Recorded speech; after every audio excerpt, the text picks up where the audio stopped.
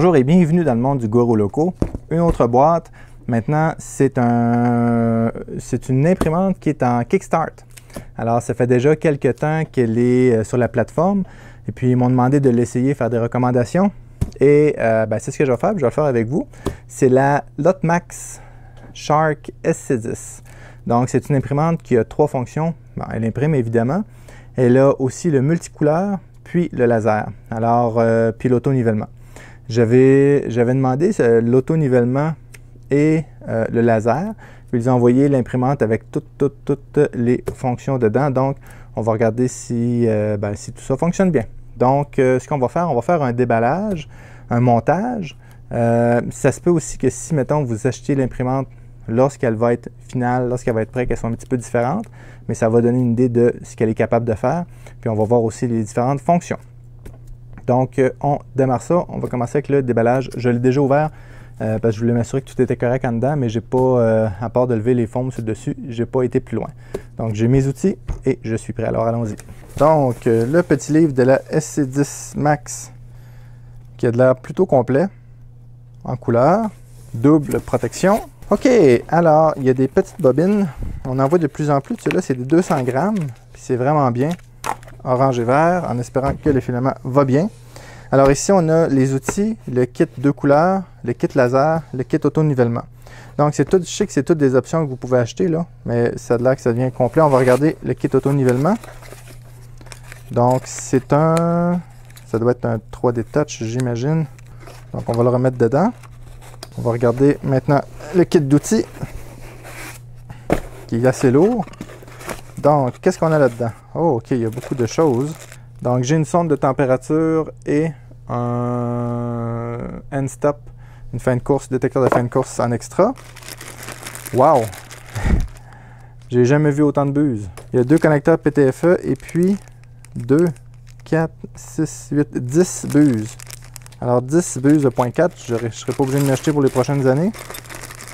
La carte de garantie, des vis. Ah, regardez! Ah, mais ça, c'est bien, ça. Je suppose que c'est pour enlever les buses. Alors, ça, c'est un bel outil. J'aime ça, voir des nouveautés. Et puis ça, c'est une nouveauté. Donc, 10 buses, puis un bon outil pour les buses. On va le laisser sortir, lui. Ensuite de ça, un tournevis. On peut le changer de bord. Un tournevis tête plat et tête étoile que je peux changer. Bon, la qualité est, on va dire, correcte pour l'imprimante. J'ai une aiguille pour déboucher les buses et j'ai une bonne clé. Ben, ils ont mis des bons outils avec ça. Hein? Alors, ça c'est vraiment bien. Ensuite, j'ai des lunettes de protection pour le laser. Support de filament, fil électrique, support de filament et les pinces coupantes. Comme ça ici. Ensuite de ça, le kit d'impression 2 couleurs. Oh, OK, ça vient avec l'extrudeur qui est tout en métal. Il ressemble beaucoup à l'extrudeur de la CR10S Pro. Détecteur de filament.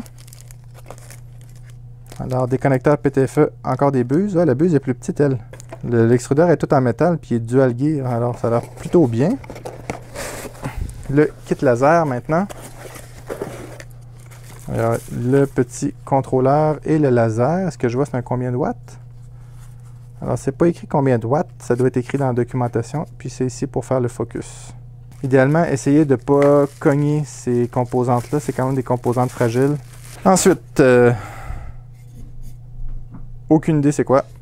Peut-être le support de filament, je sais pas. Ah oui, ça c'est bien ça.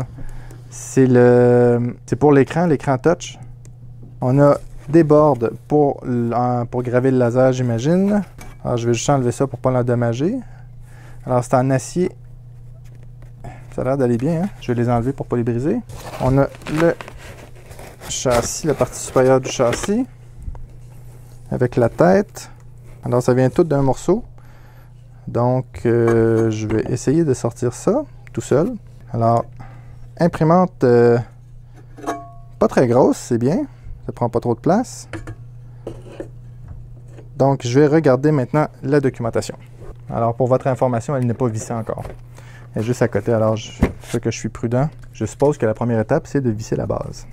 Alors un truc, faites dépasser l'imprimante sur le côté ou par en arrière. Dans ce cas-ci, en arrière, c'était pas possible parce qu'elle basculait, mais sur le côté.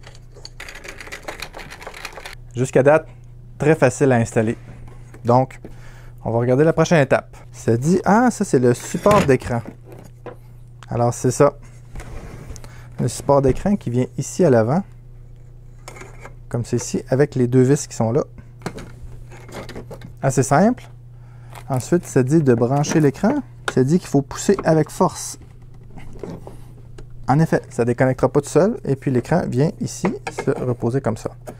Alors c'est quand même bien, hein, pouvoir contrôler. Ça me fait penser un petit peu à la SnapMaker, qui a un principe comme ça aussi. Sauf que lui, il n'est pas magnétique. OK, ensuite de ça, ça dit d'émettre le support de filament. Donc c'est quand même simple. Puis on pensait au petit trou sur le dessus. Et de 1 et de 2. Support à filament installé. Alors il faut brancher les fils. Alors il y a un fil ici pour l'axe des Z. Un autre pour le détecteur de filament sur le côté. Ben, en arrière il est branché, c'est tout. 2 fils à brancher. Facile. Puis on est prêt. Installation. Je pense que je le confirme, c'est l'installation la plus rapide que j'ai vue. Alors, j'ai 4 vis à mettre. Ben, 6 vis avec le porte... 8 vis. Alors, 4 vis pour la structure, 2 vis pour ça ici, 2 vis pour en avant, donc 8 vis. Puis, 2 fils à brancher.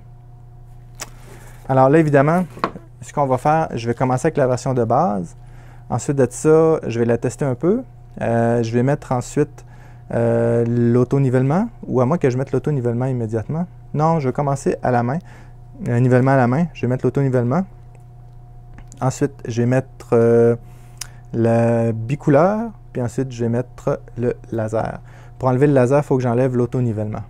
Donc, je ne sais pas si ça va défaire le offset, mais on va voir. Fait que c'est peut-être la seule chose qui me laisse perplexe, mais on va regarder au niveau des roues ici. Il y a un petit peu de jeu, donc on va ajuster les roues immédiatement. On va resserrer un peu la tête. Parfait. Et le bed aussi. C'est un détail, mais la clé va vraiment bien. Elle est longue, puis ça, c'est vraiment bien. Alors, ça bouge bien. L'axe, je vois que l'axe des Z est déjà graissé. Waouh, elle se déplace vraiment bien. Alors, je vais juste m'assurer qu'elle est droite par rapport à la base. J'ai à peu près un demi-millimètre de différence, mais le bed va pouvoir compenser pour ça sans problème. Donc, je vais juste m'assurer que c'est bien resserré. Et voilà, parfait. Maintenant, je vais faire descendre mon axe jusqu'à ce que j'entende clic. OK, puis je vais regarder pour m'assurer que ma buse ne vienne pas frapper mon bed. Parfait. Alors, à date, ça va bien. Alors, l'axe bouge vraiment, vraiment bien. Je vais mettre mon bed magnétique que j'ai laissé ici. Très rigide.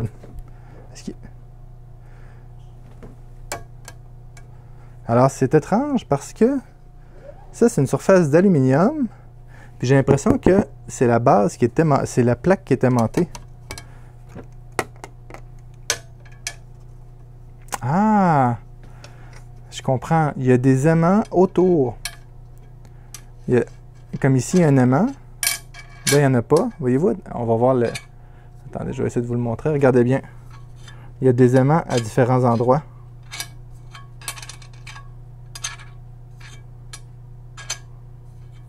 Alors, il y a des aimants ici, là, là, là, ici. Il y en a sur les bords. Il y en a quelques-uns au centre, là, ici. Ah, intéressant. OK. Alors, on va essayer ça. Alors, ça colle quand même très bien. Et voilà! Donc, je vais enlever, il y a un ruban en arrière pour protéger ou l'alimentation. Puis, je vais m'assurer qu'elle est sur le 110. Elle était sur le 220. Donc, elle aurait eu de la misère un peu à fonctionner. Et quoi d'autre? Ça nous dit qu'on est prêt. Donc, je vais brancher l'alimentation. J'ai vu le bouton d'alimentation ici. Alors, je m'assure qu'elle est bien débranchée. Pas débranchée, mise à off. Je vais placer la caméra sur le petit écran, on va regarder ce que ça dit. Donc, on va enlever le petit papier. Et voilà. Et on va mettre l'alimentation. Le bouton est juste ici.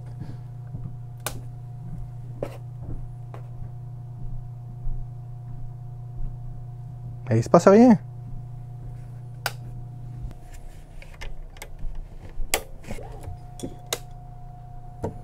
Bon. Alors, semble-t-il que les indications sont à l'envers.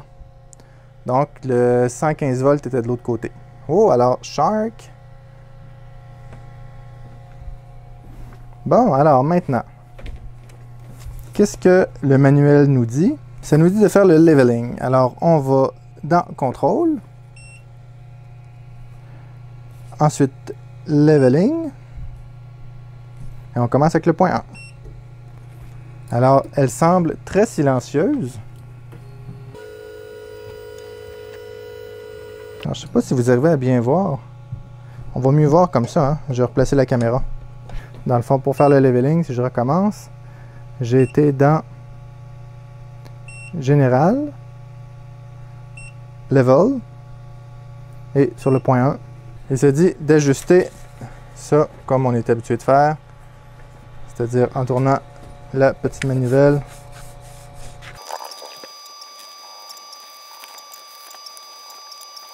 Donc jusqu'à date, l'installation et le nivellement est vraiment super. Donc on va utiliser le filament vert que je trouve plutôt pimpant.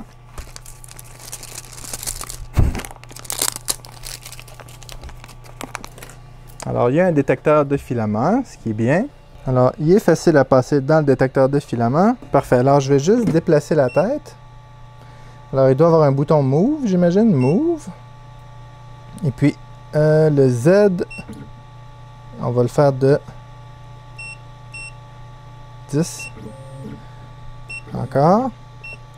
Alors le menu est très convivial, très facile. Puis pour faire chauffer la tête, je vais dans Preheat et j'ai PLA ABS. On va y aller avec PLA. Je vais attendre que ça chauffe un petit peu. Puis ensuite, je vais pousser un petit peu le filament dedans. Puis on va regarder s'il y a du filament de couleur qui sort pour voir si la buse a été testée. Mais montée comme elle est, je ne serais pas surpris qu'elle ait été testée. Donc, on va laisser chauffer ça. Alors, ma buse est à 190. Je vais aller dans Move. Extrudeur 1. On va aller avec 10 mm. Alors, j'ai du filament rouge qui sort. Alors, je dois avouer que j'aime bien le petit tableau de contrôle à part. J'ai du filament maintenant vert qui sort. Et voilà. Donc, je vais aller chercher des petites pinces pointues pour enlever l'extrait de filament. Maintenant, j'ai la carte SD. On va regarder s'il y a des choses dessus. À quelle place que je mets la carte SD? Alors, ici à l'avant. OK. Alors, la carte SD est dedans. Puis, voyez-vous, je vais essayer de vous montrer tandis que je fais ça. Là. Back. Alors, je vais où? OK. Menu principal. Print. Ah, j'ai Setting aussi. Qu'est-ce que j'ai dans Setting? J'ai l'air d'avoir plein de choses intéressantes. Je peux changer la langue, le statut. Qu'est-ce que ça dit, le statut? Ah, ça dit mes températures. C'est excellent, ça. Et puis, Continue. Adjust. Ça doit être pour le laser, ces choses-là. Donc, je vais aller dans Print. Et puis, j'ai des fichiers. Je vais regarder. Alors, j'ai LS Lucky Cat. On va essayer ça. Print. Puis, qu'est-ce qu'on voit sur... Ah, alors, je vois toutes les spécifications d'impression.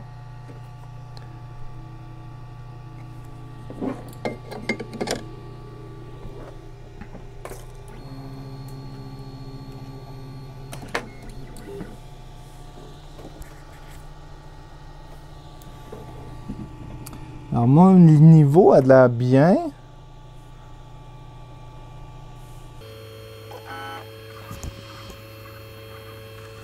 Est-ce que vous remarquez quelque chose?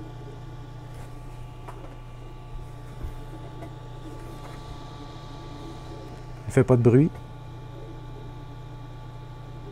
Elle est vraiment silencieuse. C'est vraiment ma plus silencieuse. Mais ce qu'il faut dire, c'est que les ventilateurs ne sont pas encore partis. Alors, il paraît que il y a 3 ventilateurs dedans qui refroidissent de 3 côtés. Il paraît que ça fait un petit peu bruyant. Je vais regarder si je peux les partir manuellement.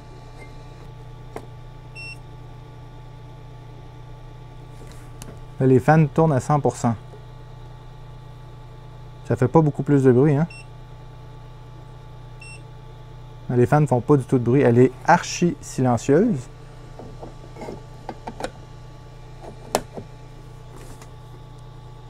Elle est vraiment silencieuse.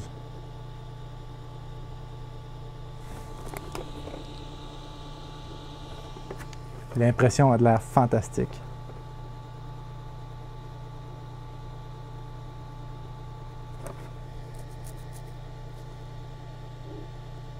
C'est vraiment agréable d'être à côté de cette imprimante-là. Ah, alors là, il y a un ventilateur qui part. Ça doit être le ventilateur de la boîte de contrôle. Il n'est pas du tout dérangeant. Un petit bruit de ventilateur qui ne marche pas tout le temps. Je sens que je vais l'aimer.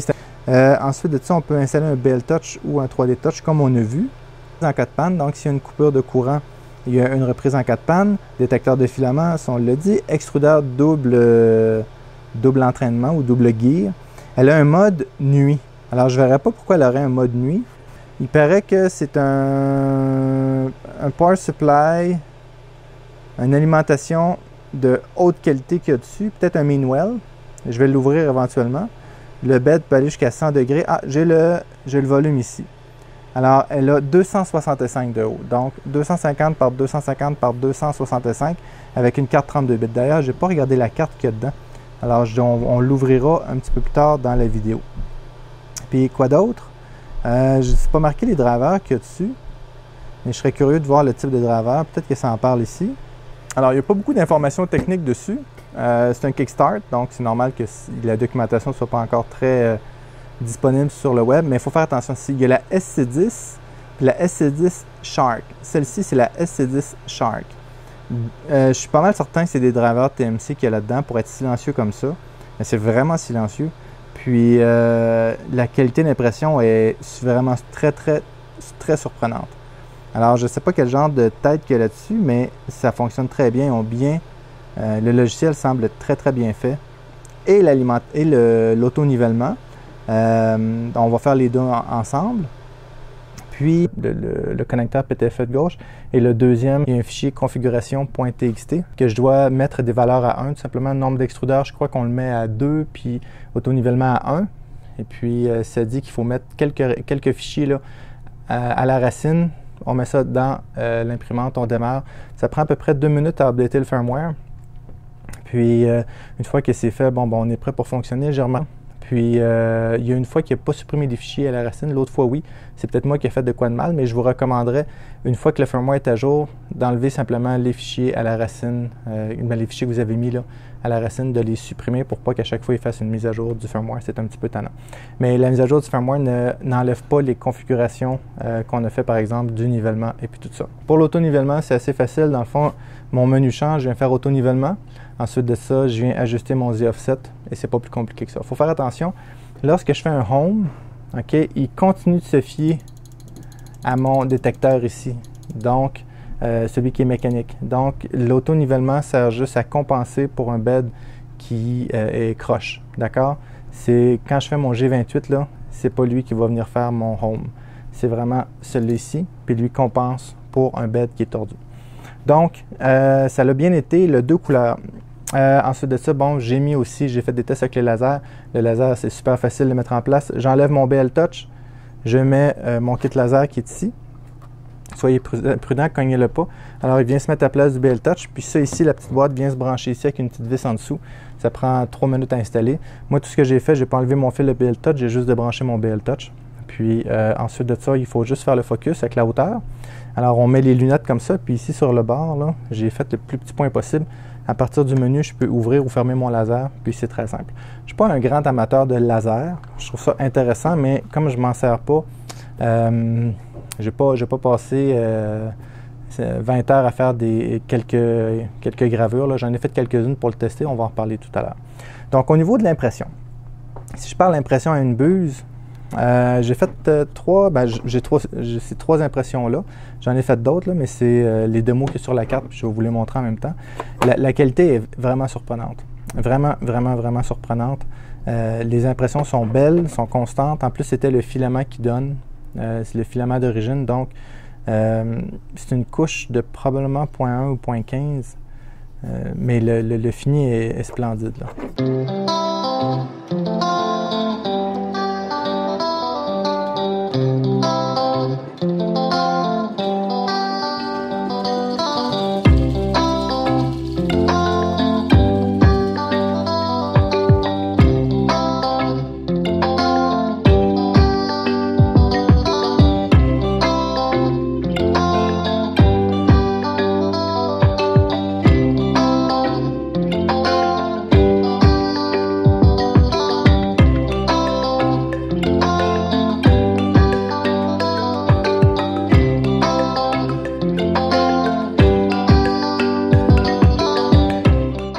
Le bed colle très, très, très bien en passant. Une fois essayer de décoller les pièces quand c'est chaud, c'est pas faisable. Il faut attendre qu'il refroidisse, puis ensuite, on le plie, vu que c'est de l'acier. Puis j'ai remarqué que les aimants sont comme encastrés dans la planche d'aluminium, donc dans la pièce d'aluminium. Donc, c'est facile à enlever puis à remettre. Puis, je pense pas que ça perde de son mordant, puis de son mordant, du moins son aimant. Puis la surface est très, très dure. Donc, j'ai vu des Build-Tac qui venaient comme lisses après un certain temps. Pas celle-là. Celle-là, il me semble assez dur. Ça me semble d'un bon Build-Tac, bien épais. Donc, puis probablement que je pourrais mettre un Wham-Bam dessus ou quelque chose. N'importe quoi qui aimante dessus va fonctionner, qui a de la même grandeur. Pour le 2 couleurs, j'ai fait 2 impressions, dont celle-ci, qui est la mieux réussie. L'autre, j'ai eu un problème avec l'impression. Mon filament a coincé, donc n'a pas fonctionné. Mais je ne suis pas un fanatique des 2 couleurs, là. J'ai des imprimantes, j'ai la G-Tech, j'ai la Ultimaker, j'en ai un autre ici, là, 2 couleurs. Puis c'est très rare, j'imprime 2 couleurs, vraiment, vraiment rare. Donc, mais pour en avoir essayé plusieurs, je dois dire que celle-ci a été facile à mettre en place, puis l'impression est quand même bien. Alors, il n'y avait pas de protection anti-bavure, là, un ooze shield, comme on dit en anglais. Il y en a un petit peu, vraiment pas beaucoup. Ensuite de ça, on voit qu'il y a quand même eu un mélange de couleurs. On voit le dessus du cœur ou de l'œuf, la chose verte que le dragon a entre les pattes, là, est un petit peu plus verte pure. Tandis que le bas, on voit qu'il y a un petit peu de mélange avec du orange. Donc, il y avait aussi une tour de purge. Donc, on perd beaucoup de filaments avec ce système-là. Probablement que l'utiliser pour faire du 2 couleurs, ce que je ferais, je viendrais mettre ma tête ici, puis je trouverais un moyen de purger le filament. Donc, le problème, c'est que la tête ne sort pas beaucoup de l'espace d'impression, donc ça serait difficile de faire juste simplement un bassin de purge. Donc, j'ai quasiment pas le choix de faire un bloc de purge, mais ça se fait pareil, là. OK? J'ai utilisé les blocs de purge un bon bout de temps avant de faire les bassins de purge, mais ça fonctionne très bien. C'est juste que j'aurais fait mon bloc de purge un petit peu plus grand pour mieux purger. Si j'avais imprimé plutôt du blanc et du rouge, probablement que le blanc aurait été rosé un petit peu. Donc, ce système-là fonctionne bien, mais il faut savoir que des fois, les couleurs vont se mélanger un petit peu étant donné que ça passe par la même buse. Mais l'avantage de ça versus, par exemple, une Chimera, c'est-à-dire vraiment 2 buses séparées, ou bien une IDEX, c'est que l'avantage de ça, c'est que la calibration est super facile. J'ai pas de calibration à faire. C'est-à-dire, vu que j'ai juste une buse, donc lorsque je réimprime les couleurs proches l'une de l'autre, j'ai pas de calibration à faire parce que si je vais avec une Chimera, il faut que je calibre X, Y, puis même Z, pour être sûr que j'imprime exactement aux mêmes places. Donc, c'est beaucoup plus de, comme on dit au Québec, de taponnage. C'est plus de travail. Tandis que ça ici, ça fait bien le travail. Donc, 2 couleurs, je dois dire qu'il fait bien le travail. J'ai pas eu d'obstruction. J'ai eu mon filament coincé, mais c'est de ma faute. Le filament, c'est de ma faute. Je sais pas si c'est moi qui ai croisé le filament, on voit là. Je sais pas si c'est moi qui ai croisé le filament lors d'une mauvaise manipulation ou il était croisé dans la bobine. Bref, je le saurai jamais, mais le filament était croisé, donc ça l'a tout arraché. Ça l'a dans le fond, il y a juste l'orange qui imprimait, puis le vert, non. Donc, c'est ça, puis il était complètement mangé par l'extrudeur. Parce que l'extrudeur tire quand même assez fort. C'est un extrudeur avec 2 roues d'entraînement, là, double gear, donc quand ça décide de manger le filament, ça le mange fort. Donc, c'est ça, 2 couleurs, ça va très bien. Ensuite de ça, j'ai imprimé du PETG. Alors, j'ai laissé la buse 2 couleurs, Puis, j'imprime normalement, comme avec juste une buse. Puis, le PETG a bien sorti. Alors, j'ai pas optimisé l'impression. J'ai pris un profil par défaut que j'ai fait. J'ai ajusté la rétraction, tout ça. Puis, le PETG sort quand même très bien. Alors, j'ai mis un plateau à 70, la tête à 240, 30% de refroidissement à partir de la 5e couche. Puis, ça l'a donné quand même un bon résultat. Il n'est pas parfait. Je pourrais améliorer le G-code pour avoir quelque chose d'un petit peu mieux, mais honnêtement, pour une première impression en PETG sur cette imprimante-là, on peut facilement dire qu'elle imprime sans aucun problème le PETG, puis ça l'a bien collé sur le bed, j'ai pas eu d'ennui de ce côté-là. Maintenant, laser. J'ai essayé le laser, alors j'ai pris les modèles qu'il y avait dessus. Alors, puis j'ai fait une petite erreur, c'est que les deux sont un par-dessus l'autre. Alors, le Shark ici sort très très bien, là. Ma femme l'a trouvé plutôt beau. Puis de l'autre côté, bon, j'ai fait imprimer la genre de licorne qui est ici, là. Puis là, je me suis dit, j'ai peut-être de la place pour imprimer quelque chose de l'autre côté, parce que je voulais pas trop perdre d'espace non plus, là. Puis la tête du tigre a embarqué par-dessus le cheval, ou la licorne du moins. Mais ça va bien. Alors, je vois qu'il y a de l'espace entre les lignes. Puis comme je ne suis pas un spécialiste de ça, je me suis dit, c'est peut-être normal. Parce que ça imprime bien, c'est très très précis. Puis peut-être que, parce que là on peut installer Cura, la version de Cura pour l'Hotmax qui inclut les configurations pour le laser. Cependant, le problème avec les logiciels personnalisés comme ça, c'est que j'ai beaucoup d'imprimantes. Puis là, je suis rendu avec 18 versions de Cura sur mon ordinateur parce que chaque compagnie a sa version de Cura, comme par exemple Creality a sa version de Cura aussi. Donc, à force d'installer des versions de Cura comme ça, il y en a qui utilisent la 4.4, la 4.6. Je me ramasse avec des choses vraiment étranges sur mon poste de travail. Donc, j'ai préféré ne pas installer le logiciel de l'Hotmax, étant donné que je ne graverai pas beaucoup, puis j'ai déjà en masse d'installations de Cura. Il faudrait que je fasse un gros ménage, puis je réinstalle vraiment juste un Cura de base, puis que j'importe des profils ou des choses de même. Donc, c'est ça. Mais impression laser, si vous voulez faire du laser avec ça, très très facile. Tout ce que j'ai eu à faire, c'est à partir du menu, là, ajuster la hauteur. Une fois que la hauteur est ajustée, je le laisse à cette hauteur-là pour le focus du point laser. Puis je pars mon G-code. Mon G-code travaille juste en X et Y. Puis c'est ce que ça donne. L'autre chose aussi, c'est que mon laser est vraiment plus à gauche. Donc j'ai une grande partie ici qui n'est pas imprimable. Donc si vous voulez imprimer sur la grandeur de la surface, 235 par 235, ça ne sera pas possible. Alors je vous dirais qu'il y a peut-être un 10 cm là, ou peut-être un petit peu moins, 8 cm qui n'est pas imprimable ici. Puis à l'arrière, quasiment tout, je peux quasiment imprimer sur toute la surface. C'est plus sur le côté ici, là, qui a peut-être un 8 cm, peut-être un peu moins, peut-être un 6 cm qui n'est pas imprimable, 6-7 cm qui n'est pas imprimable sur le côté. Donc, chose à tenir en compte. Maintenant, mon impression sur cette imprimante-là, quand je l'ai eue, à vrai dire, l'Hotmax m'ont contacté plusieurs fois avant que j'accepte. Ils m'avaient proposé la SC10, ils m'ont proposé toutes sortes d'imprimantes. Puis comme je ne les connaissais pas, puis les autres me semblaient plus ordinaires, on va dire, ressemblant beaucoup aux autres. Alors je leur avais gentiment dit que non, je n'étais pas intéressé. Puis lorsqu'ils m'ont dit, veux-tu essayer la Shark? Puis là, j'ai vu le contrôleur qui se branche, qu'on peut utiliser comme ça à distance. Ensuite de ça, avec les options gravure, auto-nivellement, avec les TMC dedans. La surface aussi en acier flexible, j'ai dit, elle commence à avoir un petit peu plus de quelque chose. J'ai dit, OK, je vais l'essayer. Puis, je suis content du résultat. Je trouve qu'elle va bien. Elle était vraiment, c'est une des plus faciles à monter que j'ai eues.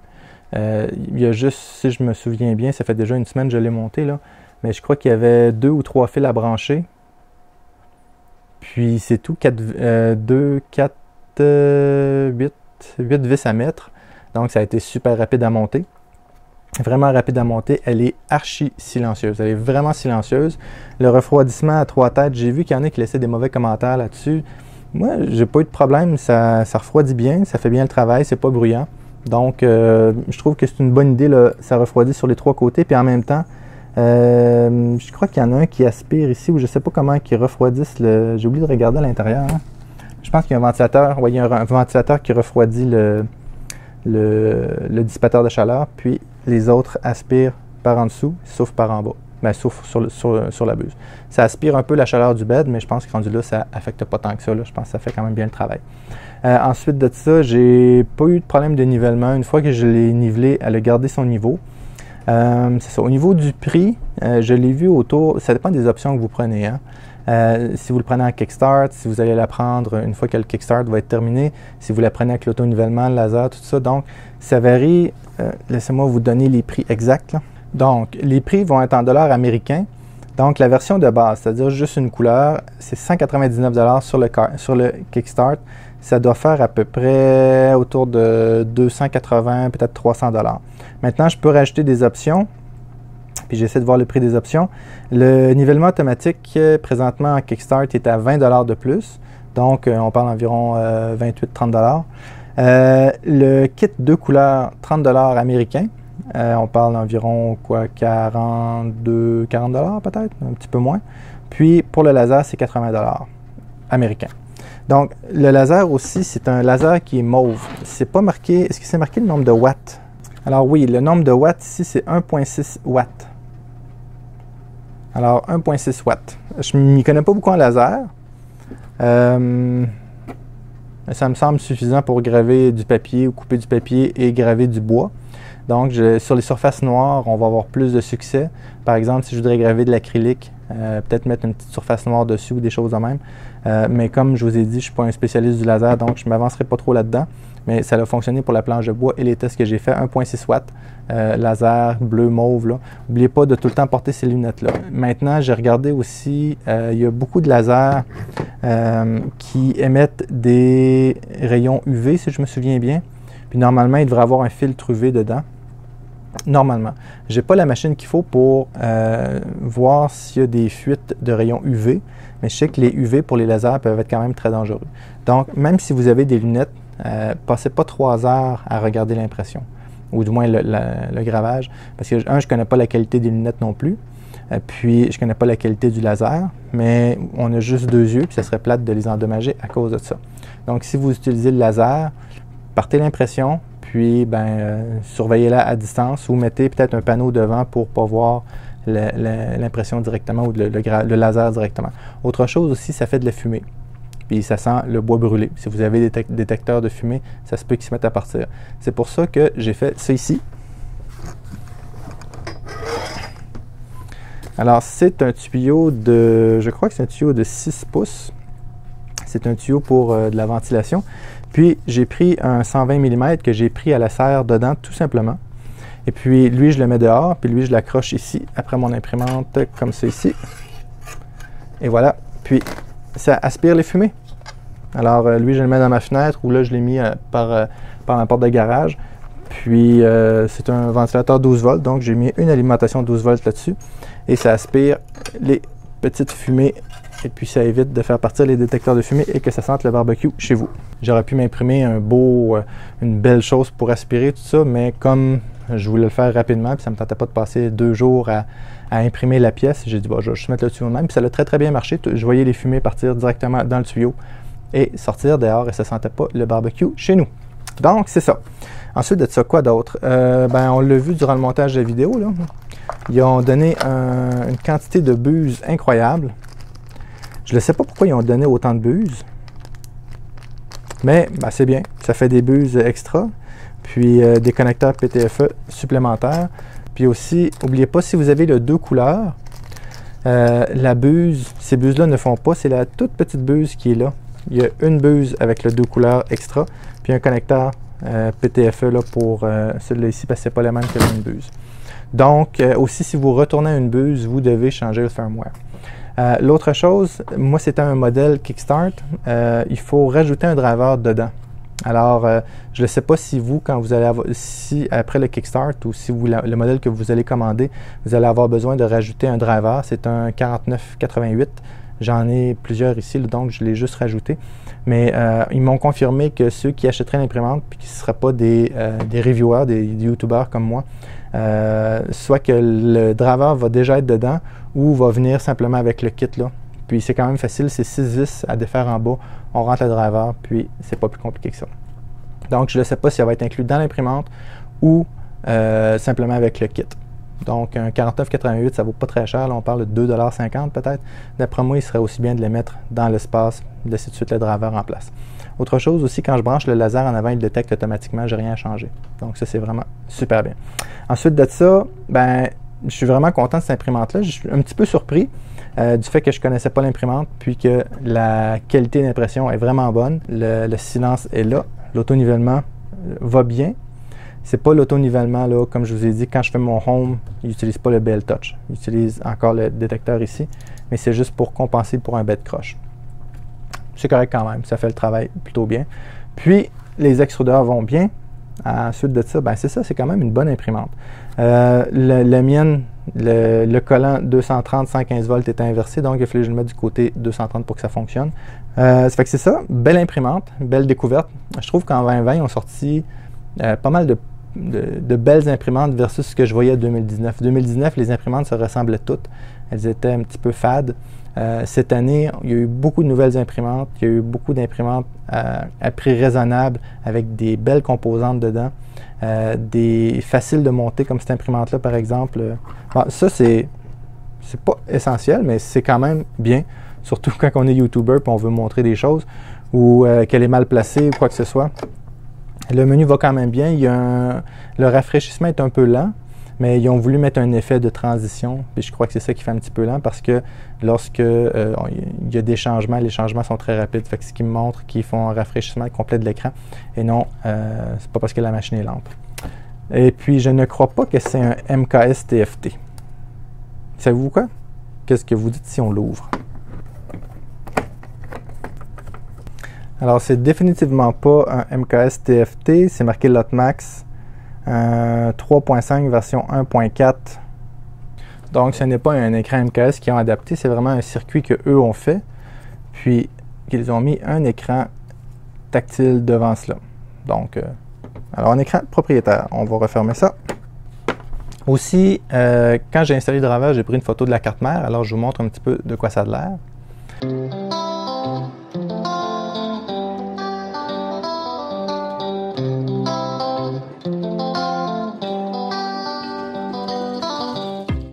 Donc, cette imprimante-là, je la recommanderais pour quelqu'un un débutant, qui n'a pas un endroit dédié pour l'impression, c'est-à-dire qui ont besoin d'une imprimante silencieuse.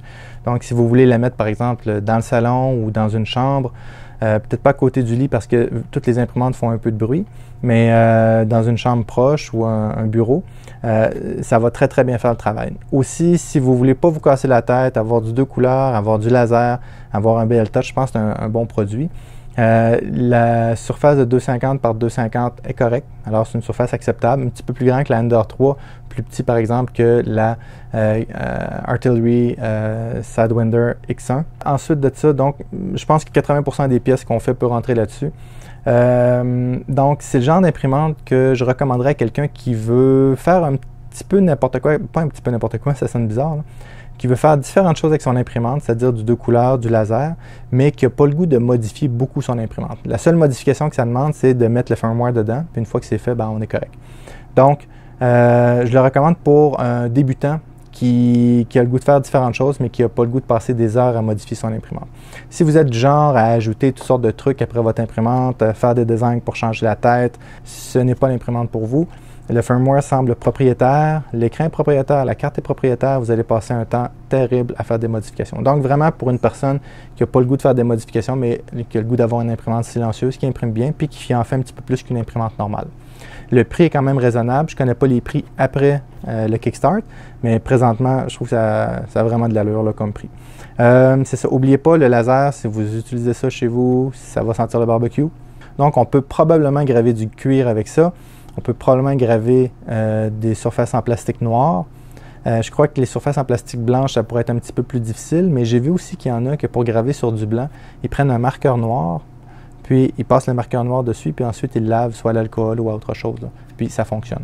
Mais comme je vous ai dit, je ne suis vraiment pas un spécialiste du gravage au laser, puis c'est pas mon gros dada non plus, mais je trouve ça intéressant de l'avoir. Donc, merci Lotmax pour cette imprimante-là. Je ne savais pas trop à quoi m'attendre. Je leur ai dit que j'allais faire un review honnête. Puis, c'est une machine qu'on pourrait dire de honnête, basée sur le prix, la grandeur, puis les options disponibles. Je trouve que c'est quand même bien. il faut toujours considérer aussi le type de machine qu'on a besoin. Il y en a beaucoup qui me demandent, là, puis j'ouvre une parenthèse là-dessus. Dominique, est-ce que tu me recommandes elle ou la Genius ou la Ender ou la... C'est tout le temps un petit peu embêtant de répondre. Il y a des machines qui sont vraiment pas bonnes. Les machines qui sont pas bonnes, soit que je les retourne au fabricant ou je fais simplement pas de review dessus puis je les recommande pas. Normalement, lorsque je fais un review d'une imprimante, c'est qu'un, j'ai regardé sur Internet de quoi qu'elle avait l'air. Si elle semble intéressante, je l'accepte. Puis, je leur dis que je vais faire un review dessus. Si je trouve des gros bugs ou des gros problèmes, bien, je leur dis que je vais le dire ou je communique avec eux autres pour qu'ils le règlent. Donc, celle-ci répond à un besoin. La Ender 3 V2 répond à un autre besoin. La Genius répond à un autre besoin. Quelqu'un qui me dit est-ce qu'elle est meilleure celle-là ou la Genius, ben, je vais lui demander, OK, est-ce que tu veux faire du laser? Est-ce que tu veux faire du 2 couleurs? Est-ce que tu veux changer ton imprimante? Alors, il y a beaucoup de questions qui vont venir avec. Donc, pour ça, c'est difficile de les comparer. C'est pas vraiment la même gamme. Celle-ci a l'option laser 2 couleurs que je peux mettre dessus. La Genius l'a pas, par exemple. La Genius, je peux mettre un BL Touch, mais j'ai des changements à faire dessus.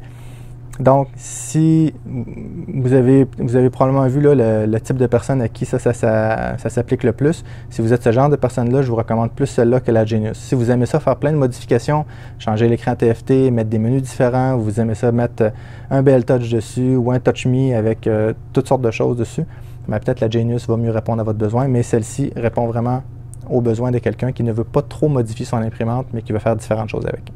Puis évidemment, la surface, si vous avez besoin de 30 par 30, ça ne répond pas aux besoins. Mais si vous avez un 250-250, la plupart de vos pièces rentrent là-dessus, ben, allez-y avec celle-là. Donc, c'est pour ça que je vais avoir de la difficulté à dire si c'est une bonne machine pour vous ou non. C'est plus à vous qui êtes en mesure d'évaluer vos besoins. Mais si on parle de cette gamme de machines-là, c'est définitivement une bonne machine. Bon refroidissement, bon driver, puis en plus, elle est belle. Elle est toute grise mat un peu. Là, on dirait qu'ils l'ont un peu sandblasté. Là. Les coins sont bien finis. Ils ont porté attention au look. Puis ça, c'est intéressant quand même. C'est plate quand une machine est vraiment laide. Puis l'écran qui se détache, tout ça. Donc, je trouve qu'ils ont fait un bon travail. Puis l'intégration des composantes est très facile. Donc, c'est mon review pour la Lotmax Shark SC10. Faites attention, il y a aussi la juste SC10. D'accord? Ça, c'est SC10 Shark, ou ils l'appellent aussi juste la Shark. Merci beaucoup aux supporters de la chaîne qui sont ceux-ci.